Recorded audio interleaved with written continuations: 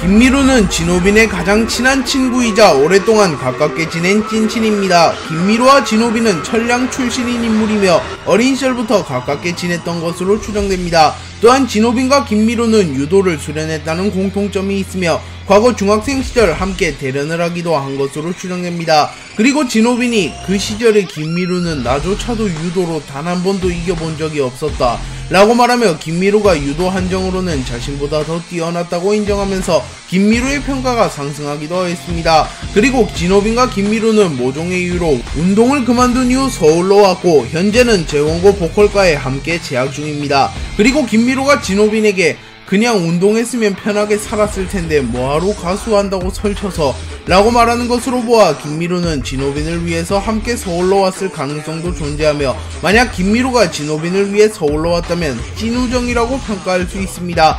그리고 진호빈과 김미루는 평소에는 틱틱대지만 결정적인 상황에는 서로를 생각해주는데요. 진호빈은 김미루의 사칭범이 나타나자 매우 분노한 모습을 보이며 강동을 쥐잡듯이 뒤졌으며 김미루도 진호빈의 눈이 유출될 위기에 처하자 필사적으로 불을 꺼주며 친구의 치부를 가려주는 모습을 연출하였습니다.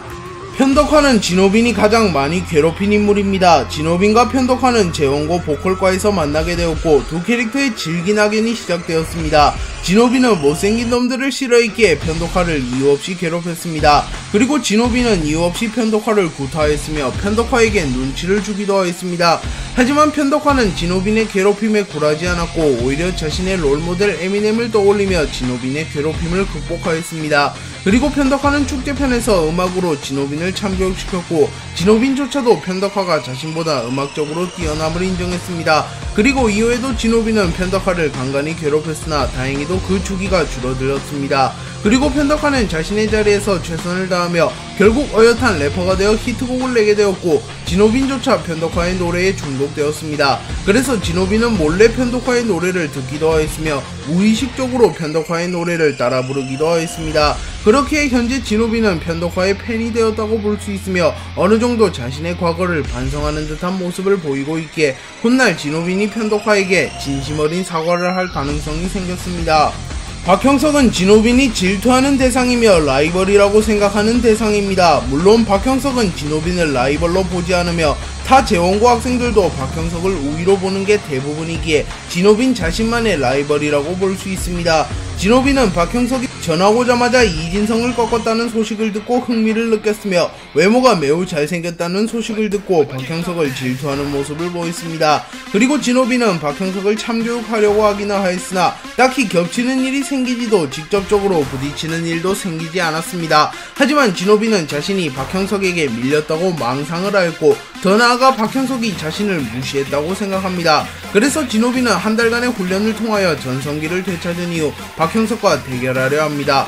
그리고 진호빈은 전성기를 되찾은 뒤 재원고로 돌아와 박형석을 찾았으나 박형석이 1해외로 떠난 이후였고 진호빈은 결국 박형석과는 대결하지 못합니다. 하지만 이후 얼떨결에 1해외 2결사를 부숴버리는 데 일조하며 박형석에게 본의 아니게 도움을 주었습니다. 그리고 추후 박형석 크루가 만들어진다면 진호빈이 박형석 크루에 합류할 가능성이 높아 보이기에 진호빈은 결과적으로 박형석의 아군이 될 가능성이 높아 보입니다. 이진성은 진호빈의 친구인 듯 친구 아닌 친구 같은 관계입니다. 두 캐릭터는 친목질을 한 적이 없으며 딱히 같이 다닌 적도 없기에 친구라고 보기에는 애매하나 재원고라는 공통 분모를 가지고 있으며 위기 상황을 함께 타파한 적이 많다는 점을 감안하면 친구라고 볼 수 있습니다. 그리고 진호빈은 이진성에게 복싱 족밥이라는 별명을 지어주었고 이는 독자들 사이에서도 유용하게 쓰이고 있습니다. 진호빈과 이진성은 작중 초반부터 사이가 좋지 않았으며 극시실에서는 말싸움이 심화되며 한판 붙을 뻔하였으나 결국 끝까지 가지는 않았습니다. 그리고 이후 두 캐릭터는 별다른 접점이 없다가 갓독 vs 재원고에서 각각 박소만과 권승용을 잡아내며 재원고의 승리에 일조하였으며 호스텔 vs 재원고에서도 각자의 자리에서 활약하며 결과적으로 재원고의 승리를 이끌어냈습니다. 또한 이태성이 전학을와 횡포를 부릴 때도 두 캐릭터는 바스코와 함께 이태성을 제지하기도 했습니다. 또한 1해외 2개월사 침공작전 때도 힘을 합쳐 1해외 2개월사를 무너뜨리는 데 협조하며 이진성과 진호빈은 은근히 합이 잘 맞는 모습을 지속적으로 연출하였습니다. 바스코는 지노빈의 영혼의 라이벌입니다. 바스코와 지노빈은 작중에서 자주 부딪혔습니다. 바스코는 불의를 보며 못 참는 정의로운 캐릭터이며 학교에서 괴롭힘이 발생하면 누구보다 먼저 괴롭힘을 말리는 인물입니다. 그리고 지노빈은 펜도카를 자주 괴롭혔기에 이를 목격한 바스코가 가만히 있을 리 없었고 바스코와 지노빈은 충돌하였습니다. 그리고 작중 초반에만 하더라도 바스코가 늘 지노빈보다 한 수 위로 묘사되었으며 지노빈이 자신있게 기술을 걸었으나 바스코가 힘으로 이를 버텨내며 지노빈보다 바스코가 강함이 간접적으로 묘사되었습니다. 하지만 지노빈이 선글라스를 벗으며 전투력이 상승하게 되었고 재원고의 내분편에서는 두 캐릭터가 대등하게 겨루었습니다. 그리고 지노빈이 전성기를 되찾으며 다시 한번 강해졌고 현재는 지노빈이 바스코보다 강하다고 평가받고 있습니다. 그리고 지노빈은 기술캐, 바스코는 힘캐로 묘사되었으나 지노빈이 나무 여러 그루를 뿌릴채 뽑는 모습을 연출하며 힘마저도 지노빈이 더 강하다는 평가가 나오기도 하였습니다. 이태성과 지노빈의 첫 만남은 썩 유쾌하지 않았으나 시간이 지나면서 관계가 우호적으로 변해갔으며 이태성이 재원고를 떠나기 직전에는 두 캐릭터는 듀오를 이루어 전투할 만큼 친해지기도 하였습니다. 이태성은 준구와 홍지열에게 털린 이후 심경의 변화가 일어났는지 재원고로 전학 오게 되었습니다. 그리고 이태성은 볼일을 보기 위하여 화장실로 갔고 그곳에서 지노빈과 처음으로 마주합니다. 그리고 지노빈은 이태성에게 시비를 걸었고 이태성은 방심한 지노빈을 손쉽게 제압하였고 이후 지노빈은 선글라스 때문에 졌다고 정신승리를 하기도 합니다.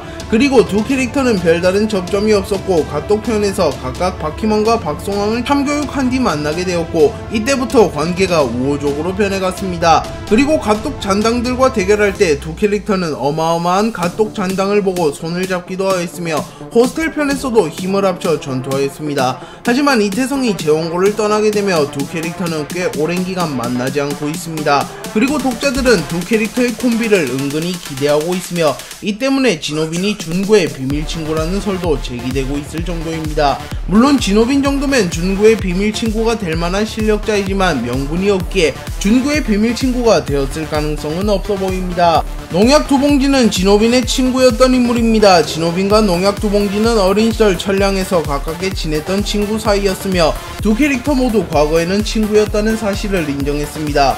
하지만 모종의 이유로 지노빈과 농약두봉지는 멀어지게 되었고 지노빈은 현재 천량패한테서 도망다니고 있습니다. 그리고 지노빈은 서울로 피신을 하며 꽤 오랫동안 천량팬과는 만나지 않았으나 농약두봉지를 포함한 천량팬이 호스텔과 손을 잡으며 상경하게 되었고 결국 지노빈과 농약두봉지는 만나게 되었습니다. 그리고 농약두봉지는 지노빈을 살인자라고 부르며 지노빈을 원망하는 듯한 말을 하였고 지노빈 역시 김미로한테 사과나 해 라고 말하였습니다. 그리고 결국 두 캐릭터는 격돌하게 되었고 지노빈은 쿠도를 사용하여 농약두봉지를 손쉽게 제압했습니다. 그리고 지노빈은 곧바로 현장에서 벗어났고 아직은 두 캐릭터가 어떠한 이유로 멀어졌는지 밝혀지지 않았습니다.